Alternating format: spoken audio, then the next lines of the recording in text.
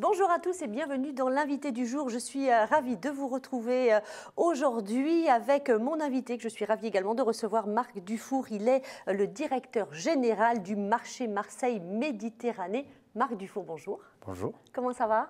Très bien. Très bien. Je suis ravie de vous recevoir. Très heureux d'être avec vous. Alors, je le disais, directeur général du marché Marseille Méditerranée, plus connu sous le nom du Mine Marseille, pour nos téléspectateurs. Est-ce qu'on peut rappeler déjà ce qu'est le Mine Marseille? Alors le Mine, c'est un marché à intérêt national. Il y en a 19 en France. Le plus connu, c'est Rungis. Oui. Et le deuxième après Rungis, loin après Rungis, mais le deuxième, c'est le Mine de Marseille. C'est donc un marché de gros.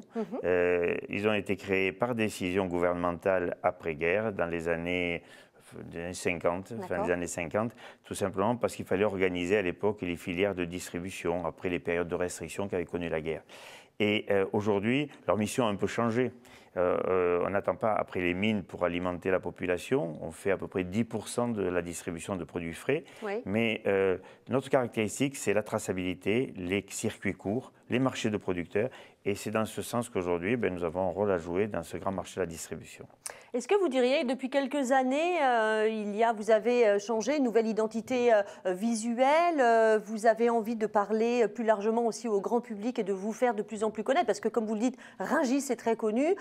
Pourquoi pas effectivement faire plus connaître votre marché. C'est important également, on sent qu'il y a une volonté d'être de plus en plus dynamique. Oui, je pense que c'est important parce que, je dirais, l'opinion publique a changé vis-à-vis des problèmes d'alimentation, des problèmes de recherche d'une alimentation de qualité, de proximité.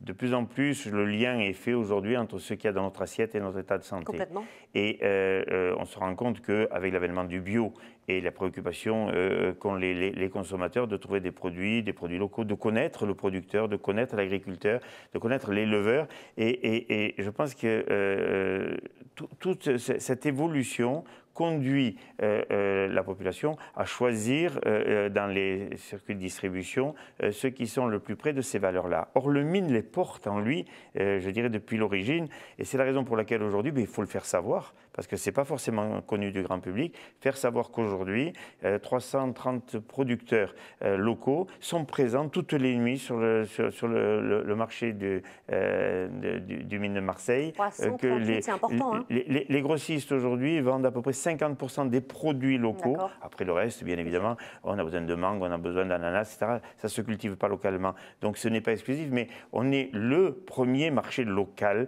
de toute la région et très au-delà. Et donc c'est important de le faire connaître au grand public. Alors pour nos téléspectateurs, peut-être vous travaillez en décalé? À quelle heure on se lève? Alors, le Mine, c'est vraiment un monde à part. Oui. Ce sont les gens, les hommes de l'aube, et même bien avant. Le marché ouvre ses portes pour la clientèle. La clientèle, c'est tous les commerçants, c'est-à-dire les bouchers, les marchés de plein vent, l'alimentation, les petites et moyennes surfaces. Tous les métiers de la bouche viennent à partir de 3 h du matin et de 3 h à 6, 7 h en saison. Et après, c'est fini. Et là, il y a une intense activité pendant cette période-là, puisque grosso modo, nous avons entre 1000 et 1500 clients toutes les nuits qui viennent avec des véhicules utilitaires, etc.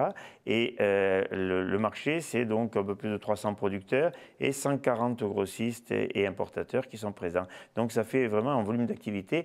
Et puis après, tout se calme. Et après, il faut nettoyer, ranger, approvisionner jusqu'à la nuit prochaine. Et ça, 6 jours sur 7. Vous aviez fait justement des visites de temps en temps avec du public, voilà, faire gagner des jeux. Voilà. Ça, c'était important parce que qu'est-ce qu'il dit le grand public quand il vient justement vous visiter? Vous savez, je vais vous faire une confidence. On va le faire avec le grand public. On a déjà fait quelques tests. Oui. On va le faire avec l'Office du tourisme qui va organiser des visites dans ce cadre-là. Mais on s'en est rendu compte vis-à-vis des élus, des personnalités du monde économique, du monde politique, etc., qui ont redécouvert leur propre mine. Et étonné de voir cette activité. Bon, parce que c'est pas fréquent de se promener à 3 h du matin ou à 4 h du matin dans les allées du marché. Il faut un peu de courage et de volonté, mais tous ont été enchantés de cette ambiance parce qu'il y a vraiment une ambiance particulière quand il y a des senteurs, il y a des odeurs, il y a des bruits, il y a une vie différente.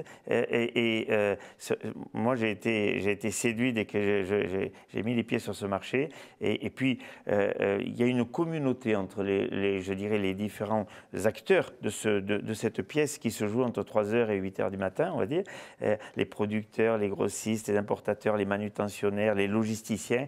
Et cette vie est intense et très intéressante. Alors, je parlais de dynamisme. Il y a également eu de gros travaux qui ont été faits au sein du mine. Donc ça aussi, c'était une volonté de votre part? La métropole de Montpellier, qui est notre actionnaire, puisque le mine est géré par la métropole de Marseille, pardon. C'est notre actionnaire et ils ont décidé de renouveler, rajeunir. Il faut savoir que la L2, le contournement nord de Marseille, a entraîné la destruction d'à peu près 25 000 m² d'entrepôts, puisque le tracé de la L2 empiète sur le mine.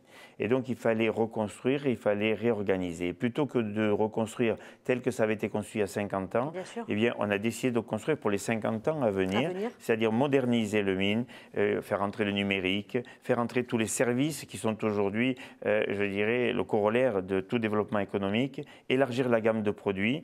Et le plan de développement du mine, c'est la reconstruction de surface, mais dans un autre état d'esprit, adapté à ce qu'est la consommation d'aujourd'hui. Donc il y a un budget très significatif qui a été investi par les collectivités, d'abord la métropole, mais également le département, la région.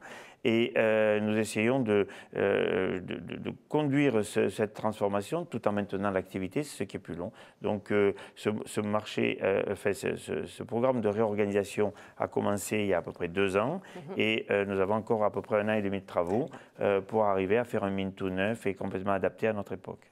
Alors le mine, on l'a compris, ultra dynamique et puis solidaire également, et ça fait chaud au cœur.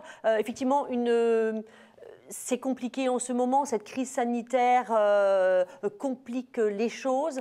Vous avez décidé de créer une légumerie solidaire donc au sein du mine. D'où vous est venue cette idée? Oui, alors déjà, le mine, c'est, je dirais, un petit peu le temple du commerce, le commerce alimentaire, etc.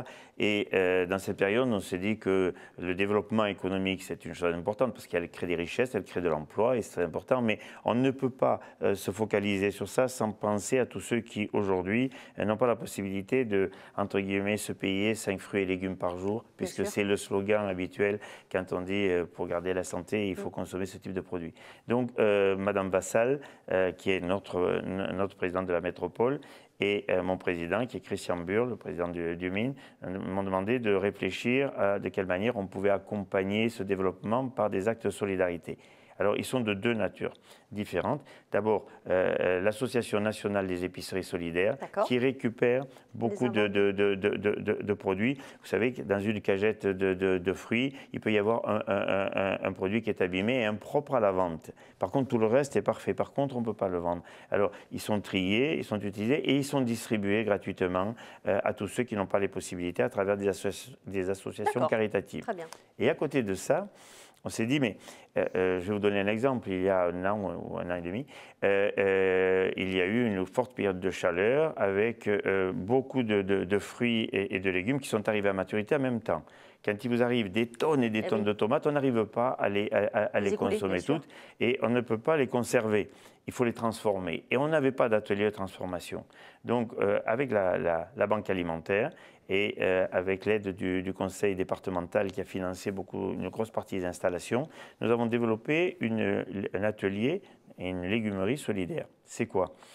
C'est la possibilité de récupérer tous les produits invendus, qui sont des produits de qualité, souvent qui arrivent à maturité, et donc c'est là qu'ils sont les meilleurs en termes de goût. Par contre, ils sont impropres à la vente parce que les épiciers ne vont pas les prendre chez eux, parce que si ce n'est pas vendu le soir même... ça ne sera pas vendable, on est bien d'accord. Donc, ils sont utilisés, et on en fait des compotes, des confitures, des soupes, des sauces, de la fraîche découpe pour distribution, et c'est distribué à toutes les associations caritatives de manière à pouvoir faire bénéficier de produits de qualité à des gens qui n'ont pas les moyens de te les offrir. Qui sont les salariés ? Alors là où c'est très vertueux, j'allais y venir, il y a une quinzaine de salariés, mais qui ne sont pas des salariés, c'est un chantier d'insertion. Bien évidemment, ils sont rémunérés. Ce sont des jeunes ou des moins jeunes qui étaient en fin de droit en matière de chômage ou qui ont eu des parcours de vie compliqués et qu'il faut réinsérer en matière d'emploi. Et on leur apprend un métier avec des professionnels qui sont là pour les formateurs, les accompagner, les aider.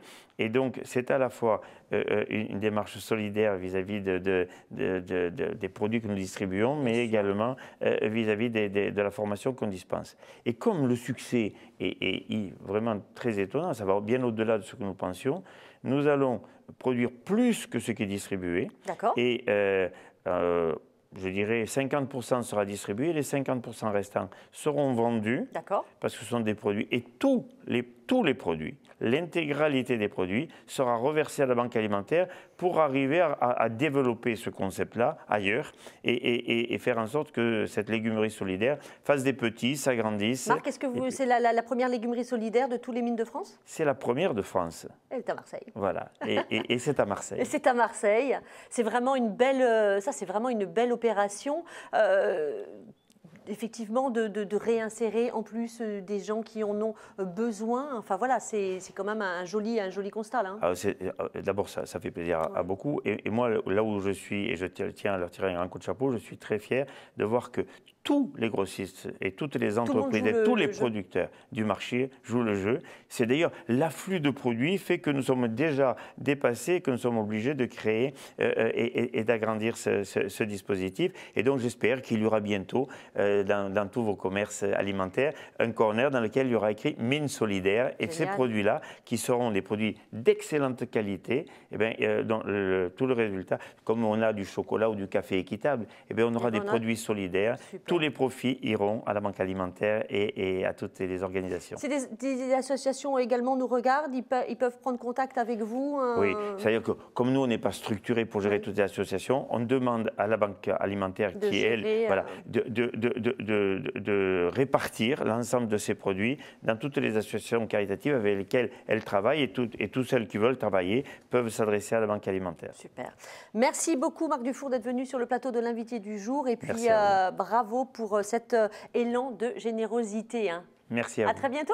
À bientôt. Je vous souhaite à vous une excellente soirée et je vous dis à la semaine prochaine.